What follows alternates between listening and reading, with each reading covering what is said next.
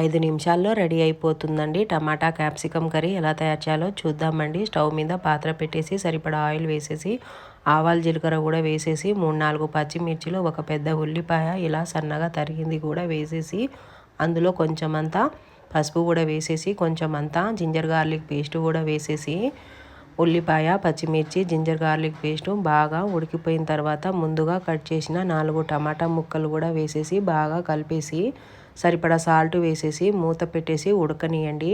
టమాటా ముక్కలు బాగా ఉడకడం అయిపోయిన తర్వాత ఇందులో కొంచెం అంతా రెడ్ చిల్లీ పౌడరు, కొంచెం అంతా కొరియాండర్ పౌడర్ కూడా వేసేసి మూత పెట్టేసి మరోసారి ఇలా ఆయిల్ పైకి తేలే వరకు ఉడికించుకోండి. ఇప్పుడు ఫ్రెష్గా క్రంచిగా ఉన్న 3 క్యాప్సికమ్ని మీకు నచ్చిన షేపులో ముక్కలుగా కట్ చేసి వేసేసుకొని లో ఫ్లేమ్లో 1 మినిట్ పాటు ఉడికించండి. క్యాప్సికము కొంచెం క్రంచిగా క్రిస్పీగా ఉంటే తినేటప్పుడు టేస్ట్ బాగుంటుంది. మెత్తగా అయితే ఉడకనీయకండి, క్రంచిగా ఉండేటట్టు చూసుకోండి. అంతే అండి, టేస్టీ అయిన క్యాప్సికమ్ టమాటా కర్రీ రెడీ.